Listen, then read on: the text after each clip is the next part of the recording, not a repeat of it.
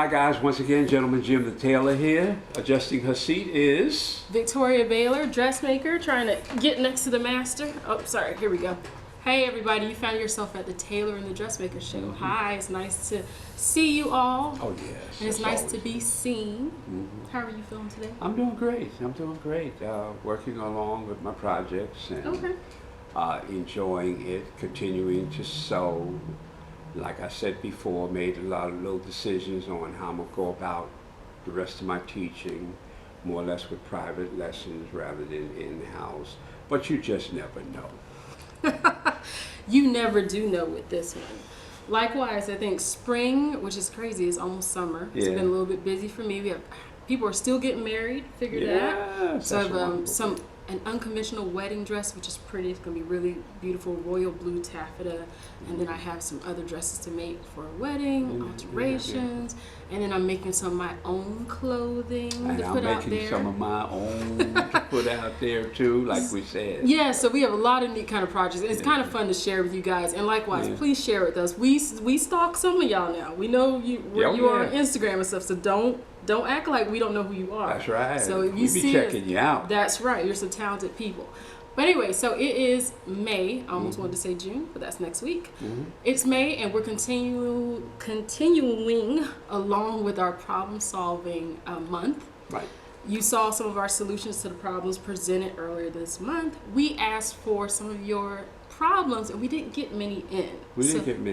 But I got one in that might interest a lot of you guys. That's right. I had a lady call me about making buttonholes, and always remember this: if it's a loose knit, soft weave fabric, you need to make sure where the buttonhole area is before you cut it, that you have put a fusible interfacing on both sides. Sometimes people put it on one side.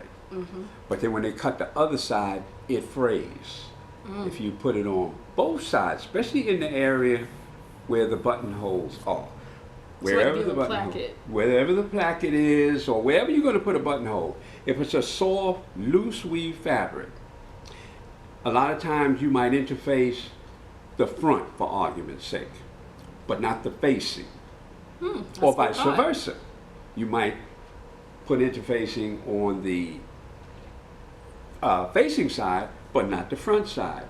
Every time I do that, if it calls for interfacing the whole front, and I interface it with a fusible on the front, on the strip, and you remember that's a smaller strip, where the facing is, I interface that whole thing. So you get a nice little double. Does two things, right? It gives it a stiffer edge, but when you cut or you sew the buttonhole in there, the minute you cut it, if you have a side that is not woven tight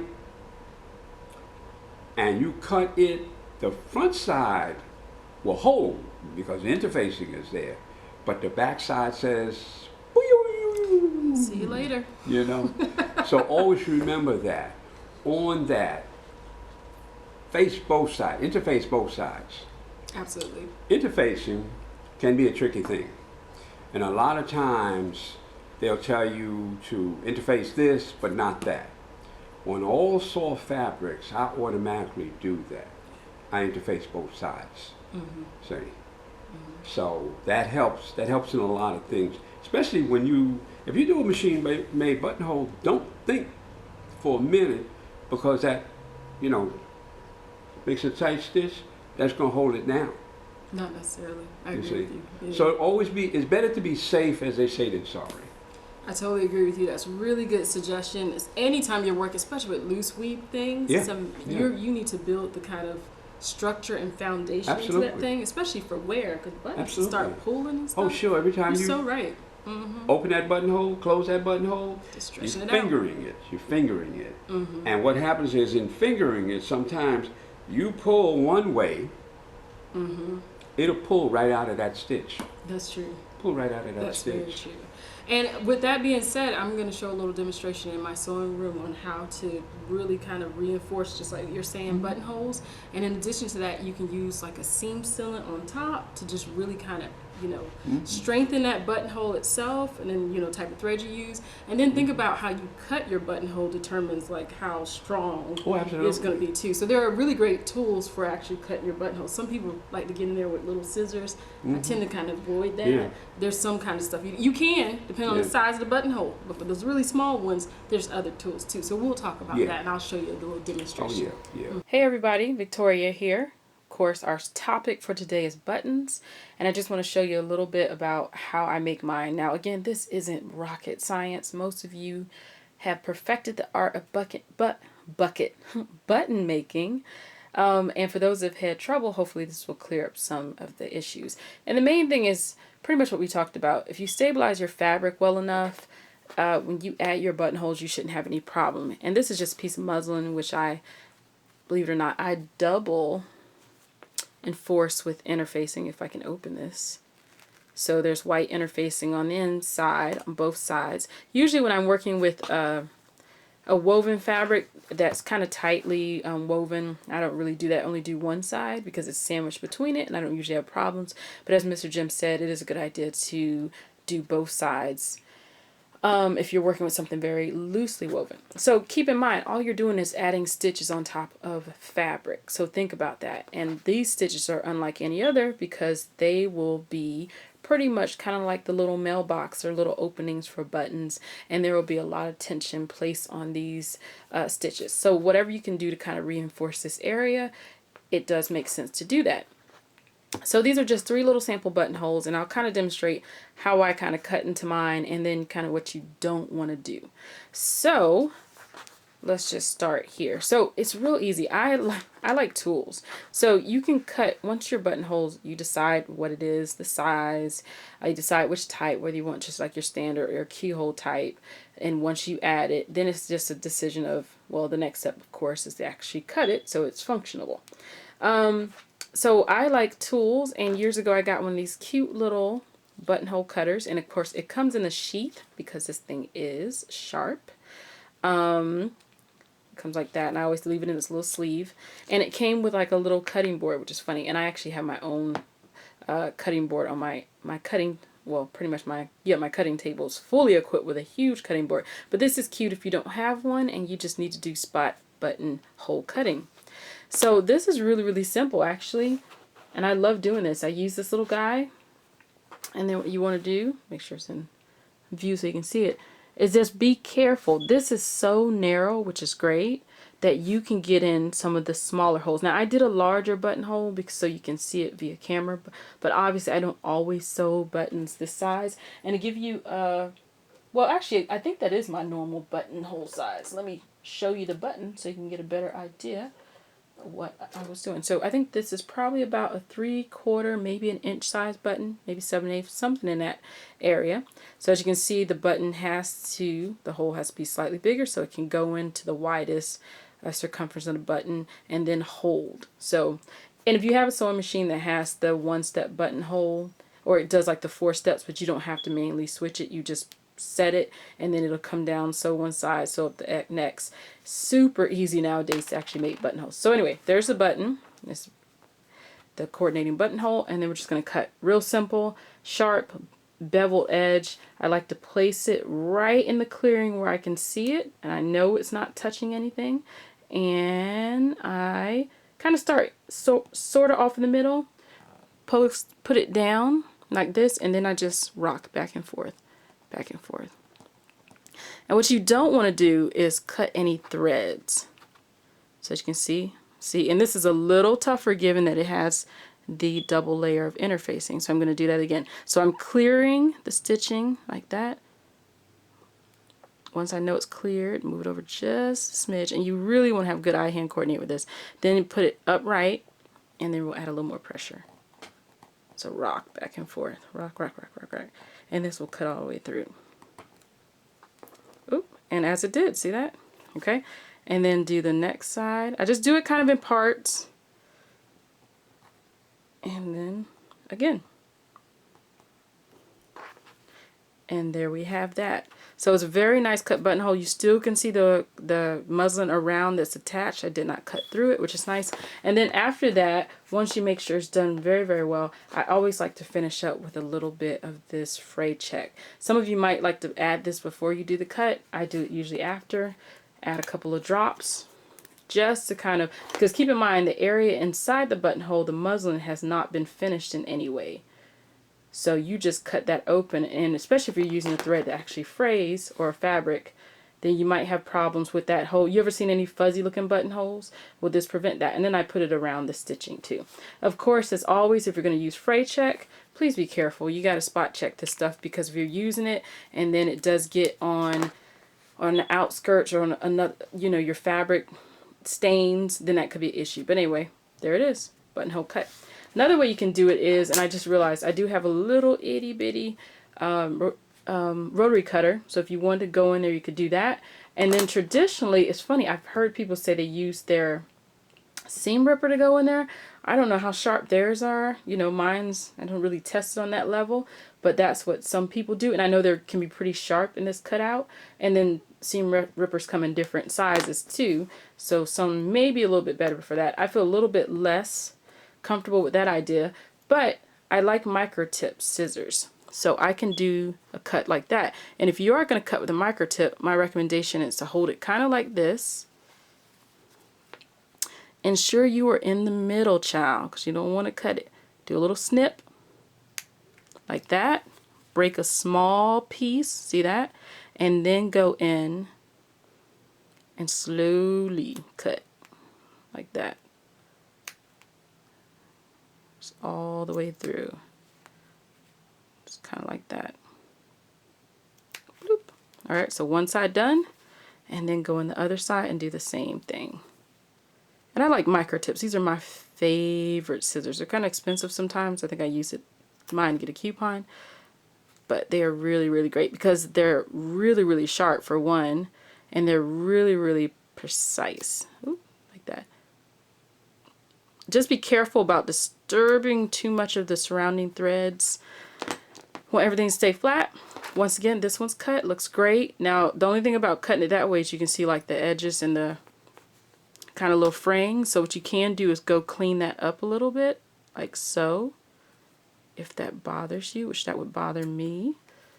Okay, so it's kind of a little bit more tidy with this one. And then same deal. Oh, why am I working all the way down the bottom of the screen? Pardon me. You guys are like probably straining to see. There you go. And then add some drops of this all around. Let it dry. Voila. So again, you can use a hefty buttonhole cutter. And they do have these that come in keyhole too, which is really, really great. So see that? Or you can use your micro tip scissors. If you do cut, don't get careless. This is what a careless cut looks like. If people are doing the drill method, I've seen this happen. And then they're trying to like cut, and it really is or if you dig too far up top like this, see what just happened? So we've already spliced that, and then you've cut into the corners too much here, then you're going to unravel this thread, and your buttonhole is just going to come apart. It's going to be a complete mess. Or if you get too close to the edge, like right this, and you manage to pull the buttonhole apart. See, so it really does help to be very, very precise with buttonholes. But again, not rocket science, very easy. It just depends on which technique you use. Go with the easy technique. Don't do anything too crazy. And then I think Mr. Jim was showing off some of his buttonholes. I too kind of keep, I think I keep more of a buttonhole bin. Where's my baby? Okay, here we go. So I kind of have like a little tray of buttonholes. Oh, this is my feet from my sewing machine. But I keep stuff. I love collecting buttons because they do make really, really great, you know, additionals. Definitely make your clothes pop. Everybody has their miscellaneous button bag. This is like the one you get in the giant tub and you buy. Oh, sorry, that is my phone. Sorry about that. Ignore that. Different colors, different shape sizes. My favorite actually is to make my own buttonholes. So I love, oh, I've had great buttonholes or buttons throughout the years. But I love these kits. This is actually huge. So I haven't made like, if I do a coat, can make my own buttonhole, you know, based on the fabric I'm using or different type of fabric. And those are very easy to do. But anyhow, so get out there, have fun with your buttons, as we were saying. They're always a nice addition, nice way to close your, you know, to use as a closure. But in addition to that, they can make a really, really great, what's that doing in there? Great fashion statement for whatever you're doing or whatever you're trying to make. So anyhow, that's that. Be careful. Make your buttonholes. Super, super simple thing to do. Make them really, really nice. And have fun sewing. That's a good question too. Always remember too that when you make your buttonhole, you can see the grain of the thread. Try and make sure you get it on that straight. Because even though you mark it sometime, it might be on a slight angle. Yeah. It might be on a slight. So what happens? When you do cut it, you'll notice on the corners, it'll splinter on you. Okay. So try and make sure that when you do make the buttonhole, that it is straight. Secondly, make sure that the spacing is wide enough where you can cut through. That's what you're talking about. Yeah. Because what happens is you cut it, you nick the overcast of the buttonhole, and then there you go. There you go. Sound effects today. It's all coming apart. Yeah. That's absolutely right. And it's funny. I'm happy you mentioned that because I don't know. We should just probably do a whole show on buttons and buttonholes. I finally bought one of those simplex rulers, so like a buttonhole ruler, or it's kind of I should have brought it, or it's used for spacing pleats. I'll show that in my studio. It's kind of neat. Kind of stretch it out, and you can actually mark your buttonholes evenly instead of doing like the old school way of like marking per. It doesn't matter, but sometimes just for nifty, quick, you know, little way to do it. It's a neat kind of tool. So I'll do a little demonstration of that as well. Hey guys, it's Victoria. Hey, just want to introduce you to my new little toy. Some of you already have this. I was a little late getting in on the game, or getting in the game. This is a simplex expanding sewing gauge, and what's supposed to be really cool about this is you can use it to evenly mark things. So that's the goal of it. Oop. That was my computer. Please ignore. Okay, so with that being said, it is an expandable sewing gauge you can use for all kinds of purposes. This is what I was talking about, and specifically, a lot of people use it for spacing buttons. But you can also use it to space pleats and do all kinds of stuff, like shiring, smocking, blah, blah, blah. Lots of great stuff. Anyhow, this is neat. I just got it recently. I haven't used it personally, but I can't wait. I was making a shirt dress, or planning to, and wanted to possibly use this. So let's see if we can do this. Anyway, so what I've heard from other people is that you have to kind of be careful with this, so you don't want to like bend it. It's a lot flimsier than it looks. I mean, it's pretty substantial and it's pretty sturdy, but think about it. Once it expands, it's a collected piece of metal. Once it expands, it's a little bit more flimsy. So what you want to do is kind of double check the spacing and between each, like probably before you actually use it. So for instance, that's like an inch between. That's about an inch between. I think there might have been a little bit of a concern with the ones on the end, with being a little bit off. Like, see, that's a bit off. Okay. Anyhow, this is a really, really great tool. What I would do is set it down and get it spaced where you want it. Double check the measurements, and then you can use it to mark your buttons. But anyway, this is what I was talking about, the neat kind of buttonhole marker. People love these. They live for them. And then again, just double check. Usually, you know, with the work we do, some things don't have to be super, super exact. But if you are working on something and you're splitting up pleats or something, it does. Then, you know, you want to keep that in mind. But it's a worthy tool to have. Really great. Folds up. Just kind of keep it in its little plastic and put it in a bag. So this is what I was referring to, like probably an easier way to mark buttons and buttonhole, anything you're trying to mark mainly, but in this case we're talking about buttonholes. So there you go. I got mine off Amazon. I think that's where most people get them from. It's probably about almost $20, you know, about $18, $19, and that's that. All right. That's the tool. Have fun if you're going to get one of these and use it. Let me mention this too, because I mentioned it before. Absolutely. For women, you know, when you have a pattern, it gives you a buttonhole guide. I always suggest don't put your buttonholes on from that guide until you lay it up against you. Because the biggest challenge is in the cleavage area here. The buttonhole is usually here, and that pops open. And there's a gap. Yep. Always make sure it covers across the heaviest part of the bust line. Yep. Because if you sink the buttonhole here, for argument's sake, you never really button it to the top. Not most women. No. So make sure that it hits in that area there, rather than as you're marking it from their guide. Because if you notice, ladies, every time you buy a blouse or a shirt or something, you always get that area. Exactly. And you try and put a pin there, you try and put a snap there. Why not just put the buttonhole there? That is an exceptional. I think Mr. Jim's comment just freed some of y'all, so I can feel that out there in the sewing universe. You're absolutely right. And then keep in mind, women, also from a structural standpoint, the girls, you know, where you sit is totally dependent upon your body type. Some women are positioned a little bit higher, some women are positioned a little bit lower. That is exceptional. I love that idea. You've spoke about it before, where you place your buttonhole, then work backwards. And work backwards, up and down from that area.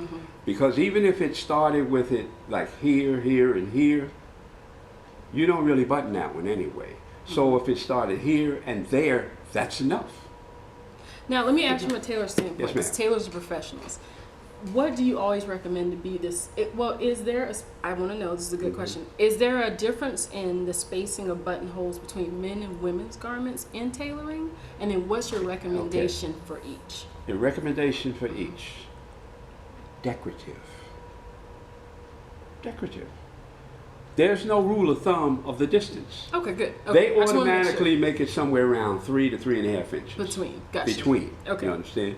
But it doesn't have to be. And then it depends on the size of buttons you're using too. Depends on the size of the buttons. And then how they're positioned, horizontal versus vertical. Yeah. Let me give you a little cutesy. Sometimes I make a blouse, I make a real nice blouse. Years ago, we used to do a double button. In other words, this area here, okay, put one there and a short one there, skip it, put one there and a short one there, go down, put one there and one there. So you get like sections of 2 buttons. Oh, neat. Makes it really looks nice. But what it will do is, as you say, in the girl area, it will hold that down. There's some reinforcement, because you know some women need a reinforcement, because there's a lot of pressure on your clothing. You can. Yeah. Back in the 60s, we did a lot of that, especially on women's garments there. And it created a nice pattern also of placement of buttonholes. Sometimes we would put 3 in one area, especially that area. We might put 2 down here and 2 up there, and then 3 again. See, you really can have fun with buttonholes. There's no they don't have to be kind of status quo space. That's kind of fun. Who said that they had to be every 3 inches? Okay, doggone it, Miss Jim. I think we done. It's funny, we were kind of going in a different direction with this show. We've already started on buttonholes. With that being said, I think I have my buttons at home. But let us, since we're here in your studio, let's take a look at your buttons, because you've been collecting buttons over the past 50-some years. You mean the collection of buttons that I have? Yes, because he has some very unique buttons, and they're mostly tailored time buttons. So he's going to grab those. I got other buttons. I'm going to show you some other buttons. Let's talk buttons today. Okay. As I was saying, guys, the placement of buttonholes are usually, let me get the front of this. As you can see, they're usually spaced 3 to 3.5 inches. Now this is a man's shirt. Most of the time they're spaced 3.5 inches. On women's blouses sometimes they're placed 3 inches. But like I was saying, you need to get this one button in a certain area. If this button on a woman's blouse is right at the crest of her bust line, it should be there. Most of the time, this is the crest of her bust line, and they put a button here and a button there. And like I say, if you're making this, put your button here and then space them up and down from that point. So that's usually, like I say, see, 3.5 inches. Now, what is the difference in buttons? I keep my buttons, this is just a little canister that I got from like a Home Depot or a store of that nature, see? So because I use so much, or because I have so many, I've separated the buttons, as you can see, according to colors, according to sizes. Most of the time, you guys, and I have boxes of them too, where everything is dumped into one. But if you're going to make enough things, you want to make it a little easier. Now, what's the difference between a man's button and a lady's button? Now, a man's button has 4 holes in it, most of the time, unless it's some type of specialty button, like a brass button or something of that nature. Then it usually has a little neck shank on it. Same thing with a woman's. But a man's buttonhole has 4 holes and a lady's has 2 holes. Now that's not saying that you can't put the man's button on a lady's garment, but never, ever, ever put a 2-hole button on a man's garment, unless it's a shirt or something to that nature. But if you use those type of buttons, as you can see here, it's like a pearl button that has 2 holes in it. Now you could put this on either a lady's garment or a man's garment, but mainly a shirt. You would never put this button on a man's garment because of the 2 holes. That's the identifying factor. And as you see, most ladies' buttons will have, they're more decorative. Men's buttons come more standard, right, with the 4 holes, but usually the colors are standard. Whereas the ladies' buttons come in all different colors, right? Come in all different colors, but yet there's only 2 holes. Now here's a lady's button, because it's plum, purple, whatever color you want to call it, it has 4 holes. Now this you would think would be more for a woman than a man, but you could use these buttons on a man's shirt if the color corresponds with the color of the button. You could use that. But see, this has 4 holes. But most of the time, like I say, a lady's button has 2 holes. That's basically the difference. And like I say, getting decorative, I'm just going to show you what I'm talking about. When it comes to laying out your buttons, there were times when, you know, like I said, we would get real creative with a button, and we might do, let's see what we might do. This is what I'm talking about. We might do like 2 there and 2 there. And do that all the way down the garment.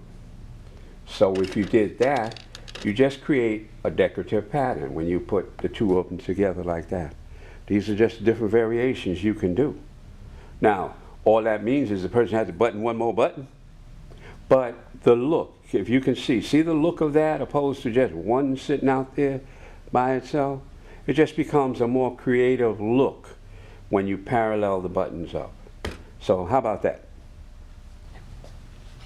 Now, as I said, I have buttons that aren't in my little canister. I got a button bag. And I know a lot of you guys have a button bag. But see how all of these are scattered and loose? I have all kind of buttons. These are more for females than males. And I go on and on and on. But yet I have some packages, see, where the whole package is the button. Now I know you guys have a button bag like that. And anyone who says they don't, you're telling a tattletale, as we used to say.